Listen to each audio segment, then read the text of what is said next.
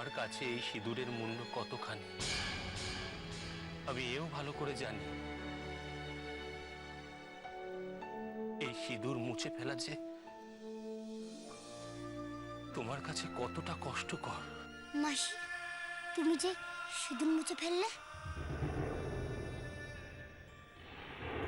যার নিজের নয় তার নিজের কাছে রাখতে নেই।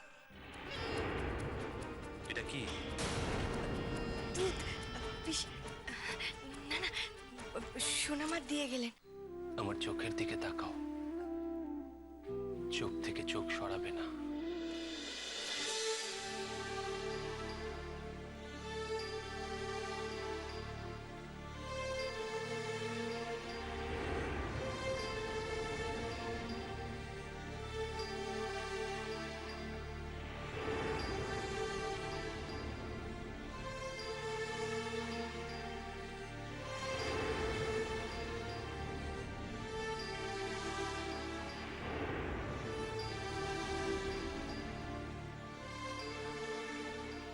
এবার অন্তত বলো কোমল, কি? যে কথা তুমি এতদিনে মুখ ফুটে বলনি, বলো কোমল, একবার অন্তত বলো। কোমল, তুমি আমাকে ভালোবাসো না, তাই না? না না মাসি, আমি আপনাকে খুব ভালোবাসি।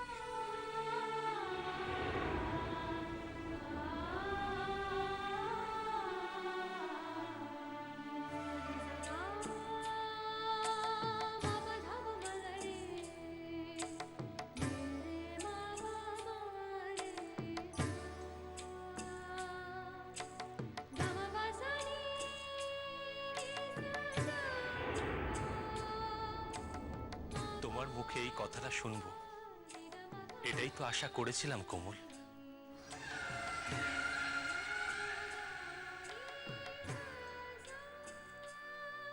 কোমল, আমার অনেক কল্পনা ছিল এই মুহূর্তটার জন্য। আর আর তুমি কিনা একটা বিশ্রী দুধের গ্লাস আমার সামনে এগিয়ে দিলে খাওয়ার জন্য। পারো বটে। এসো কোমল, বসো। কি হলো কোমল, সরে গেলে? এমনি। এমনি নয়, আমি খুব ভালো বুঝতে পারছি আমার ভাবনার কথাগুলো তোমার পছন্দ হয়নি, তাই তো? দুধটা খাবে বলে তো মনে হচ্ছে না। কি করে এড়াবো আমি এবার এই মলা সিংকে? তারপরে মাসি? তারপর তারপর রাজা সুরানীকে বিয়ে করে রাজপ্রাসাদে নিয়ে এলো। সুরানী তো ভাবলো সেই রাজরানী হবে, কিন্তু এসে দেখলো দুয়োরানীকে। দুয়োরানীর না খুব কষ্ট হলো, তবুও সে সুরানীকে বুকে টেনে নিল। কিন্তু সুরানীর তো পররানীকে পছন্দই হলো না। সে দেখলো যে রাজ্যের সকলে পররানীর কথা শুনে চলে, পররানীকে খুব ভালোবাসে। সে না এগুলো একদম সহ্য করতে পারছিল না। সুরানীর পররানীর উপরে খুব রাগ হলো। তারপর সুরানী ঠিক করলো যে সে পররানীকে রাজ্য থেকে তাড়িয়ে দেবে, না হলে সে নিজের জায়গা তৈরি করতে পারবে না। এরপর দুষ্টু সুরানী কয়েকজনকে হাত করল। তারপর দিনের পর দিন সুরানী রাজার কান ভরতে লাগলো। রাজাকে বলল পররানী নাকি রাজ্য ছেড়ে পালিয়ে গেছে। রাজা তো সেই শুনে বড় রানীকে ভুল বুঝে বসলো। এখন রাজ্যের একমাত্র রানী হলো সুয়োরানী। কিন্তু দেখ, মিথ্যে তো বেশি দিন চাপা থাকে না। রাজা জেনে গেল যে সুয়োরানী তাকে মিথ্যে বলেছে। রাজা সব সত্যিটা জেনে গেল। আর তারপর সুয়োরানী ধরা পড়ে গেল। আমি ঠিক ধরেছি। কি? তুমি আমাকে ভালোবাসো না কোমল?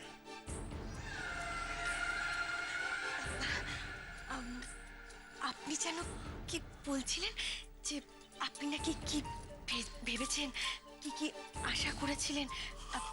বলুন না, কি কি ভেবেছেন? কোমল, আগে আমার প্রশ্নের উত্তর দাও। তুমি আমাকে বাসি তো?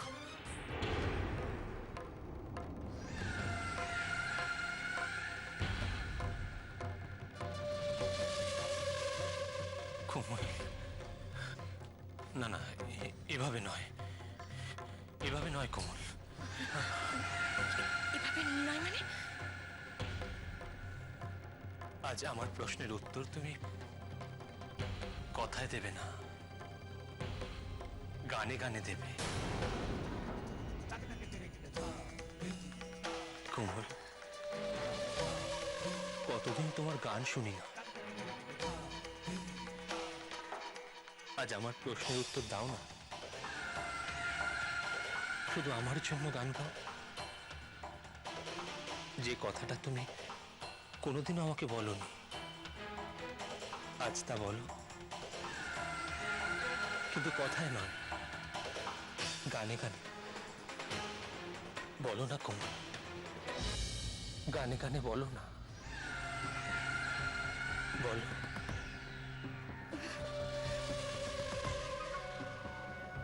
গান? আমি গান গাইলে তো মল্লার সেন বুঝে যাবে যে আমি কোমল নই। কি হলো কোমল? গাও, গাও না কোমল। কোমল, আচ্ছা বেশ, আমি আরেকবার প্রশ্নটা করছি। তুমি আমায় ভালোবাসো কোমল? আসলে এই কটা দিনে খাটাখানিতে গলাটা এমন ধরেছে যে। তাতে কি হয়েছে? আমি তোমাকে আজ থেকে চিনি। শত দুঃখে, শত অবসাদে তোমার গলা নষ্ট হয়ে যায়নি, আর যাবেও না, সেটা আমি খুব ভালো করে জানি।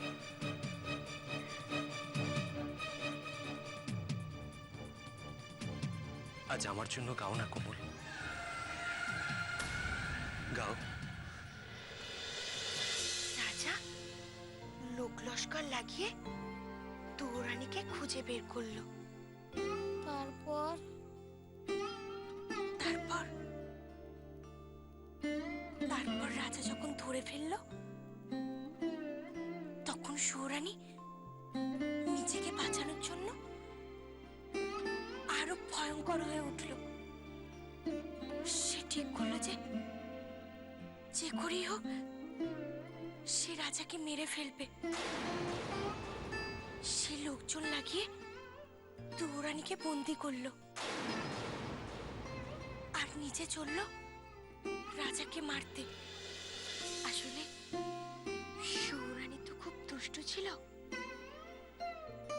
সে জানতো যে সহজে রাজাকে মারা যাবে না, তাই সুয়োরানী পাকা পথ বেছে নিল। কোমল, অনেক রাত হলো,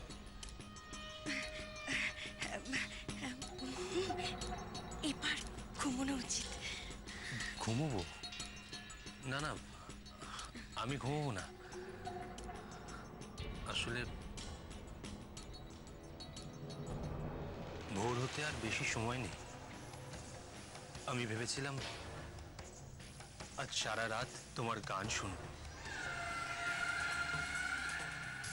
তোমার গান শুনে সকালের সূর্যোদয় দেখব।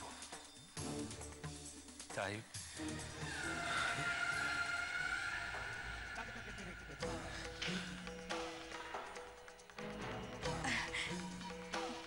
গান গাইতে পারি। গাইবে? তবে দুটো শর্ত আছে। শর্ত? তাহলে তুমি গান গাইবে, ঠিক আছে। তাহলে না শুনেই মঞ্জুর। তুমি বলো কি শর্ত, বলো বলো কমল।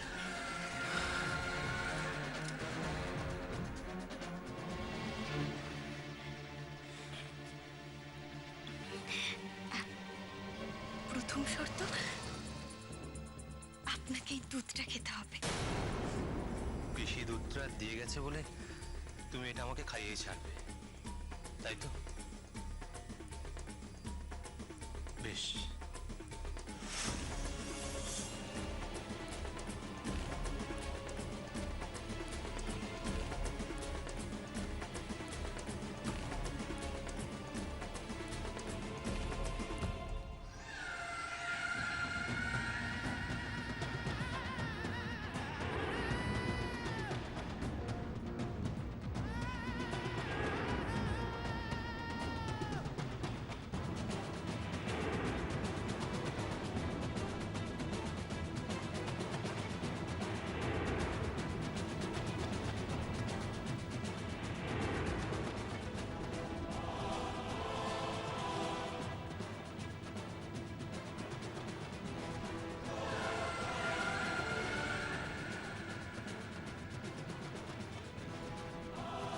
নাও,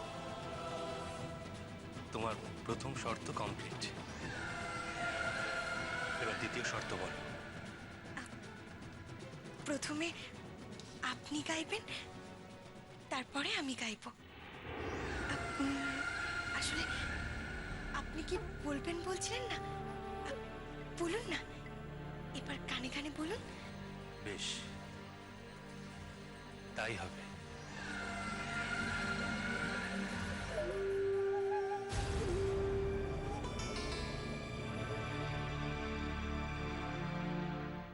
তারপর রাজা গেল দুয়োরানীকে ফিরিয়ে আনতে। তাই দেখে তো দুষ্টু সুয়োরানী বড্ড খেপে গেল। সে ঠিক করলো রাজ্যপাট পাওয়ার জন্য সে রাজার ক্ষতি করবে।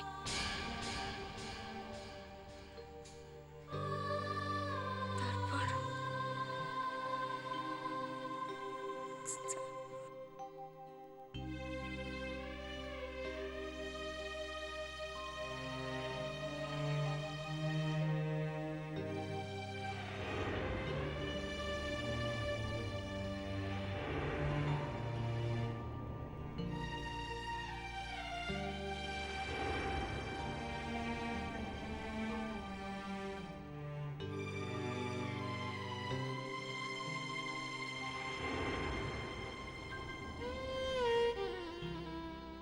এবার আমিও ঘুমোই, না হলে সোনামা দেখতে পেলে আবার বকবে। ওদের তো আজ ফুল সজ্জা, বিরক্ত করা উচিত না। যাই, ঘুমিয়ে পড়ি।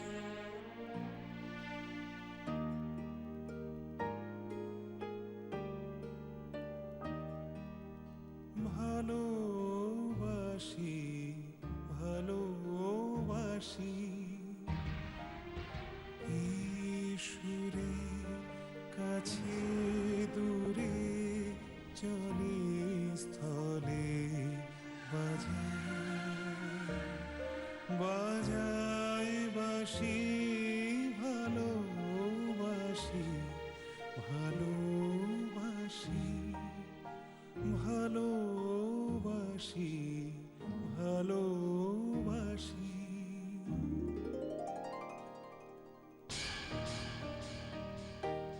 ওষুধগুলো কাজ করতেছে, আর কতক্ষণ সময় নেবে কে জানে। ভালোবাসি ভালোবাসি ঈশ্বরে কাছে দূরে চলে স্থলে বাজায়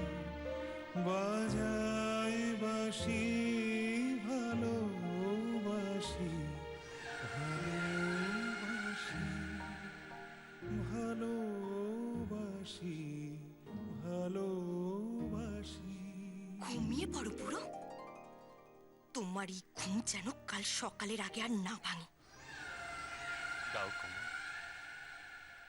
এবার গাও।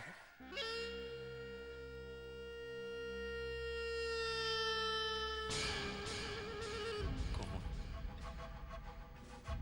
আমি তো আমার মনের কথা বললাম, এবার তুমিও বলো, গাও।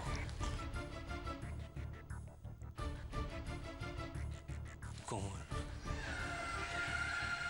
ভোর হতে আর দেরি নেই। আমি তো বলেছি, এবার যে আমি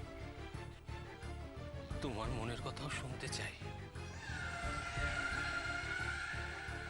গাও গাও না কোমল, বলবে না তোমার মনের কথা?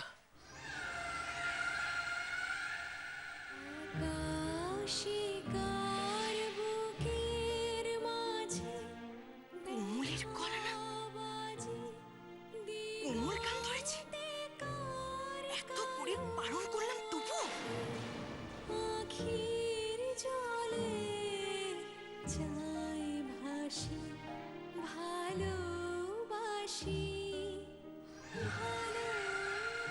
আরো তোমার মনের কথা বলো, আমি যে শুনতে চাই কোমল।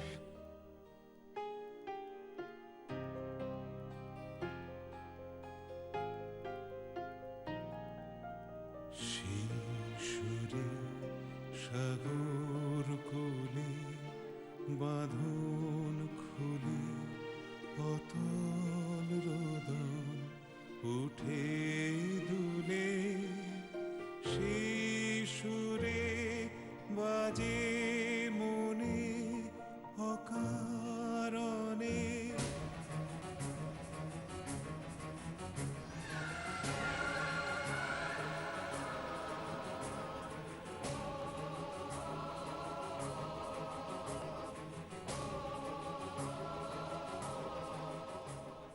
আমিও কি কোমলের মতো বোকা হয়ে যাচ্ছি নাকি?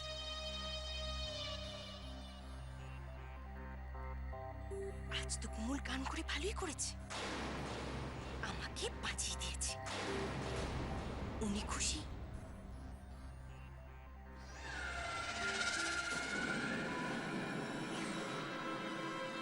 কিন্তু অন্যদিন যদি আবার এমন ঘটনা ঘটে, না না, শাসনে রাখতে হবে কোমলকে। কি হলো মাসি, গাও না। কি সুন্দর গাইছিলে, গাও না। আমি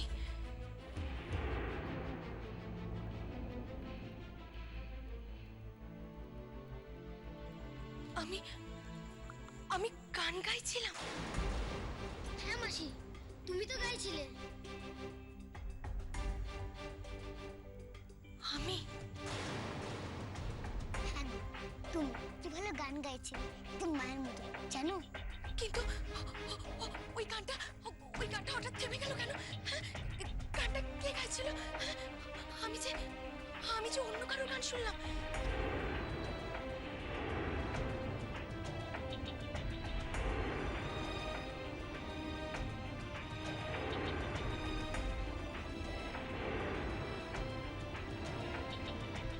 গানটা বাবা গাইছিল মায়ের জন্য।